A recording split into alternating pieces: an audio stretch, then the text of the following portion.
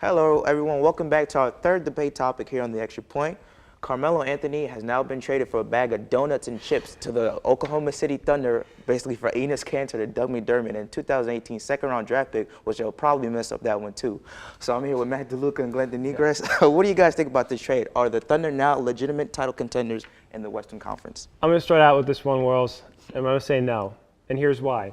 Because if you look, and Glenn, I'm going to say it. Okay. If you look at the BPI of all the teams in the Western Conference, the Warriors sat at plus 9.4 before this trade. Thunder at plus 3.8. Okay, with this trade, it's only going to put them about plus 4.5. On top of that, you have three teams above you. You have the Warriors, you have the Rockets, and you have the Spurs. And not only do we have that, but you also have teams that are still in the middle of the pack with them. You have the Los Angeles Clippers that are a pretty good team. You have the Portland Trail Blazers, Denver Nuggets. I could keep going on and on and on. And this trade does not make them better because it sacrifices the one thing that made them strong during their Western Conference Finals run, and that was their bench. They traded away half their bench to get Paul George. They traded away the other half to get Carmelo Anthony. So who are they going to throw out there if one of these guys gets tired, Glenn? Matt, I'm going to give you something better than BPI, the eye test. You give me Russell Westbrook, you give me Paul George, you give me Carmelo Anthony. That means you're giving me three top 25 players. So you're going to give me the eye test. So if I go to buy a house and I just look on the outside and say, no. One at a time. If I go to buy a house, and I look at the outside and I say, you know what, it looks nice, let me take it, and I go on the inside and it's a mess. That's the same concept. No, it's not the same concept. We're talking about the NBA. We're talking about 5 stars, and 3 of them are the top 25 players in the NBA. You can't tell me that this team has no chance of winning an NBA championship. You can't tell me that. It's an uneducated statement to make a statement like that with just the eye test, with no facts. You don't know how this bench is going to perform. Look at the stats of these players in their careers. Where's the bench production going to come from? The Warriors didn't have a bench either. One at a time. Go ahead, Glenn. Carmelo Anthony, for the first time in 7 years, is in an atmosphere where he actually has a chance to win. Paul George is a premier player in this league. I get that. Russell Westbrook is a MVP candidate. I completely agree. Year and out. I completely agree. With those 3 equations coming together, you can't tell me that this team is not a contender. Do I think they're going to win the NBA championship? No. So in the second quarter and the third quarter, when these guys have to sit, and they put in these scrubs off the bench, there's going to be a 9 to 10 point swing. But all 3 of them are not going to be sitting at the same time. You're going to have 1 or 2 on the floor at all times. I get that, but there's still going to be a mix of that mediocre bench. You can't say that the eye test is going to prove wonders for this team, because it's the same concept of buying that house and looking at the outside and saying, you know what, I'm going to buy it, and then I go inside and there's water damage, no furniture, there's none of that. So it's the same concept, and you can't try and make any derivation of it. So you're the GM of the Thunder, and you get these trade offers, you're not taking them? I would definitely take them, but the problem is I need a fail-safe on my bench, and I have none. Who's going to come off the bench? Isaiah Cannon? Raymond Felton?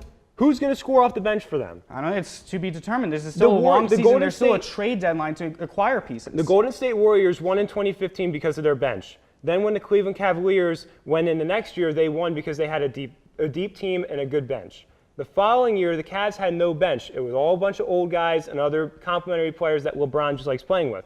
And they got burned out and they lost. So I look at the Thunder, and they don't have a bench to elevate them to what the Warriors were. The reason why the Warriors are a plus 9.4 in BPI is because all of their bench players get them to that level of contention. All I'm saying is, if you have these 3 uber-talented guys, there's always a chance. Okay, and I get that, but so you're agreeing with me they can win the title? No, I'm saying they have a chance to maybe get a 4 seed at best. The Miami Heat went out and got Chris Bosh, Dwayne Wade, and LeBron James. Their first year together, they go to the finals against the Dallas Mavericks and lose. So unexpected, they lose in 6 games. Why? Because Dallas had a bench. J.J. Barea came off that bench. Okay, Jason Terry, Sean Marion, guys like this are coming in off your bench and beating, guys like Mike Miller and Shane Battier off that bench. Glenn, Miami had no bench that year. So now Oklahoma City this year goes out and gets these 2 big guys that complement Russell Westbrook. They have no bench. How are they going to compete with San Antonio, Houston, and Golden State? But you keep talking like these guys, like all three are going to be off the court at the same time. I'm not saying that, but you're saying all three, and you're comparing them as a unit. What if one's on the bench? Are they still going to play as well without one of them on the court? Yeah, why wouldn't they? They're two. Because they have no bench. But who are they going to put in? Who are they going to put in to replace that? They're going to be sacrificing at some point on the court at all times during a game because they have no bench. They literally have to play the starters 48 minutes a game if they're not going to sacrifice something. It's true. It's the facts. Go ahead, Glenn. Reclaim your time. You got nothing to say? No. Okay. Well, you're funny because you brought up BPI, and you're agreeing with the Warriors that are 9.4 favorites, I remember.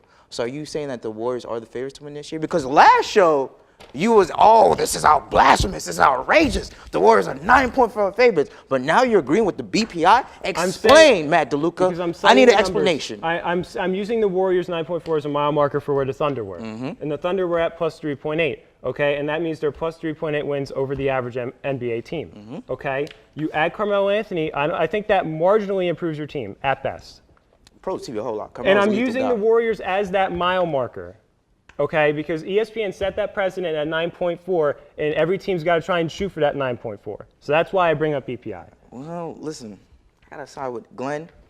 Listen, the Thunder are looking better. You add Paul George and Melo. Come on, man. Two superstars along with Westbrook. But we can agree to disagree. That's it for our third debate topic here on The Extra Point. We'll be right back with more debates on Hub TV, channel 12.1.